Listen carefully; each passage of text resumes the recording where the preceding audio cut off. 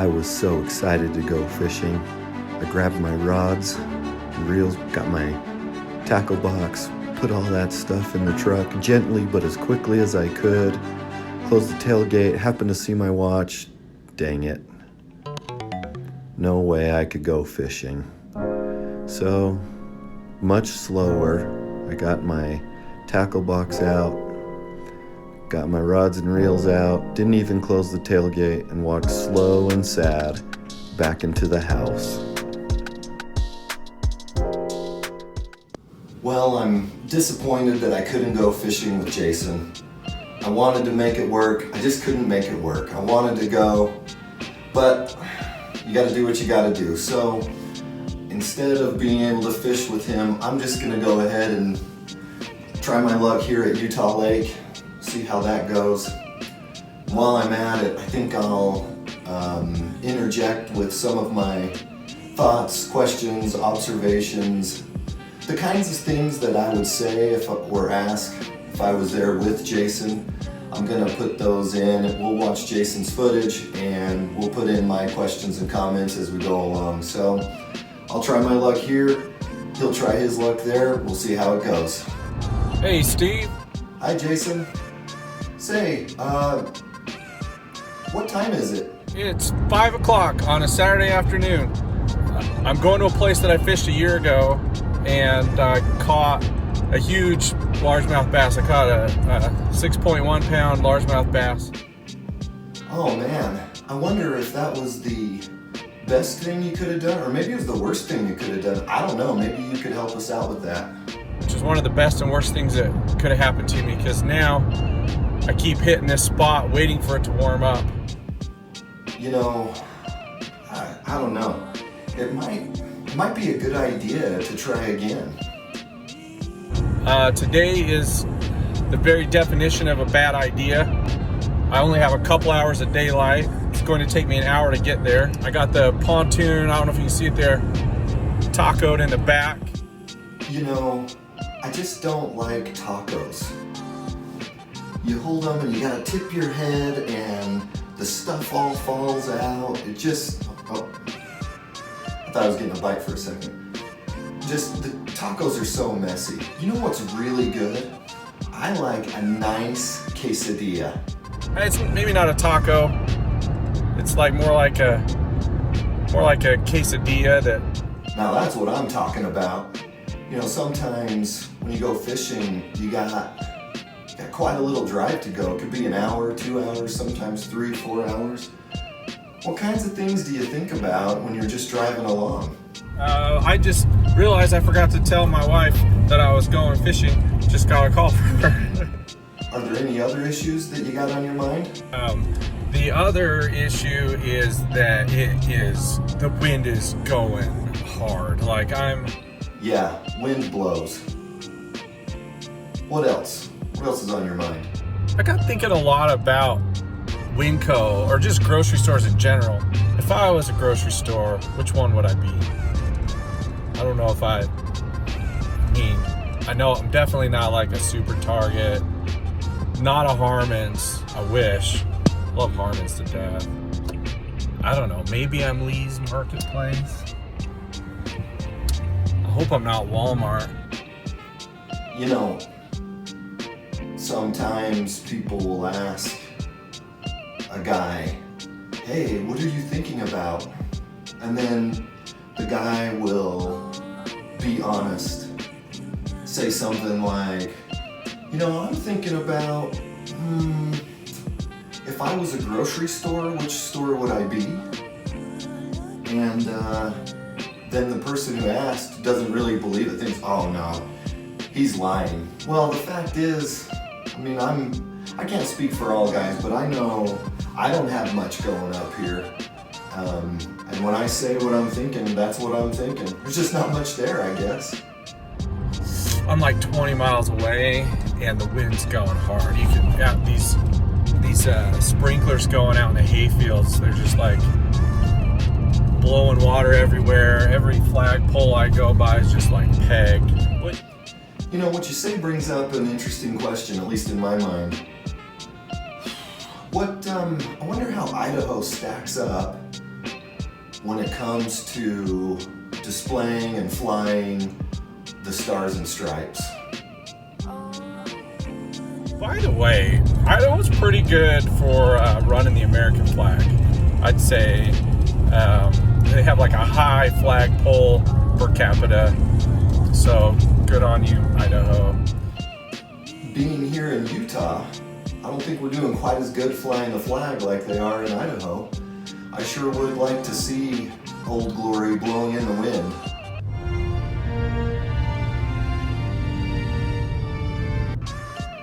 This guy better have a Pepsi vending machine in his yard.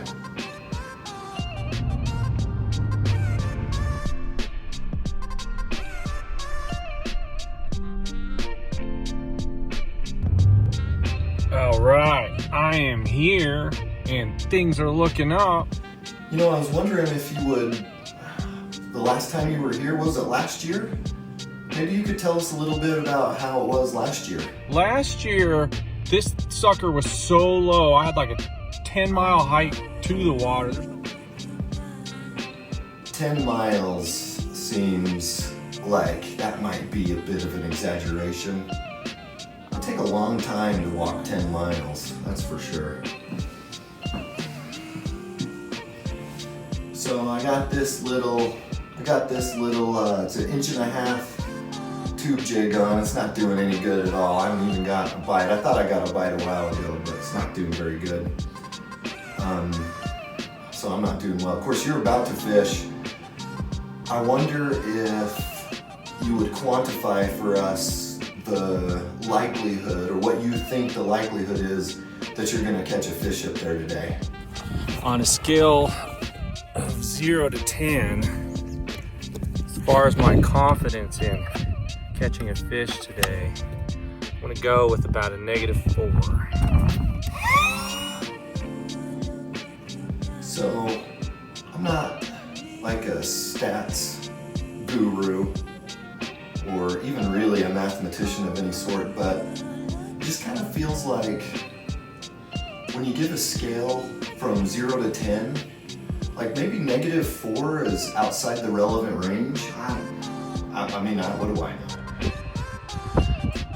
All right, there's the rig, ready to sail. Dude, put it in the water already, dang. Got some backup clothes. Did you say backup clothes? What's your plan here? What's gonna happen? A little bit of water. Just realizing I didn't bring much food and I'm pretty hungry, so I might go ask those guys for some dinner when I get off the lake here. So we'll see if we can drag this beast out there and get to rowing. All right, maybe 10-minute row against the wind, and I'm kind of up where I want to be. Not so far back in this cove, but right along here, and then you can see like that point right there. Those were all kind of good spots. So I'm tucked away here. Wind's not so bad.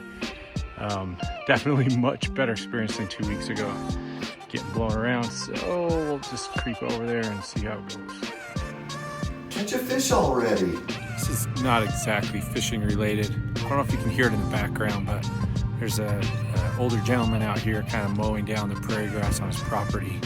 He got up next to the cliff, the edge there, and man, just about rolled that lawnmower right into the lake. It was scary. Like it's not fun. It would have been bad. But yeah, he's just waving, having a good time mowing, and all of a sudden he looks down, that tire went off the edge of the ravine. Yeah, right there.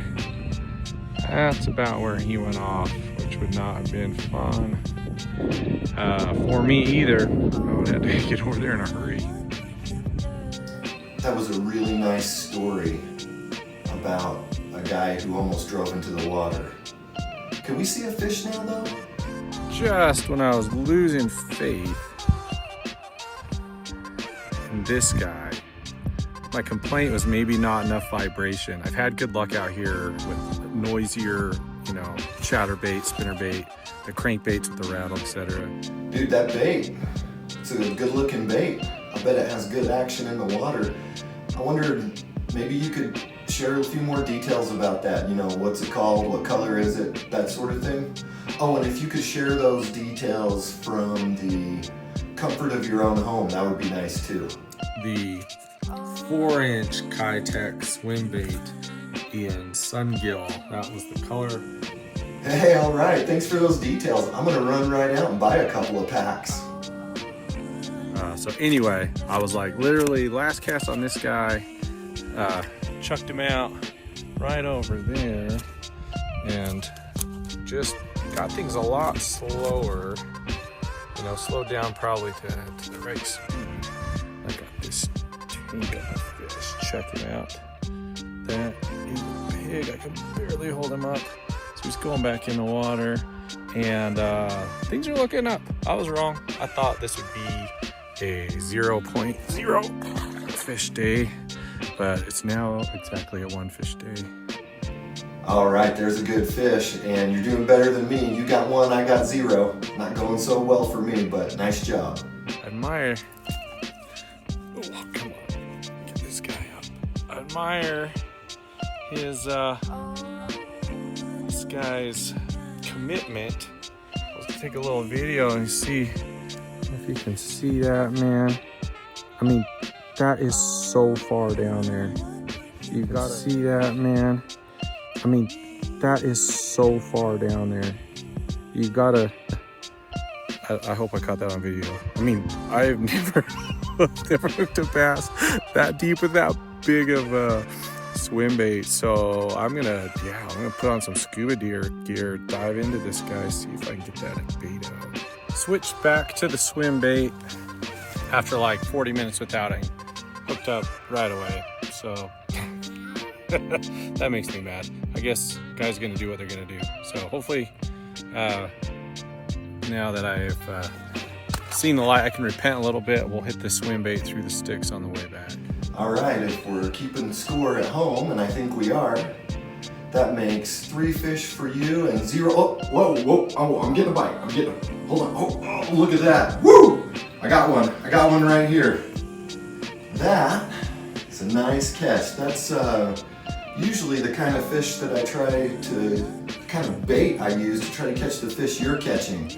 But this is the best I can do under the circumstances. So anyway, 3-1. Yours are a little bigger. Mine looks a little more like bait than it does a fish. All right, I think we'll just let this guy go. Oh, dang it. That's just gross. Just a little bit of light left. Just about got back. Didn't have to use my headlamp at all. But it's plenty dark.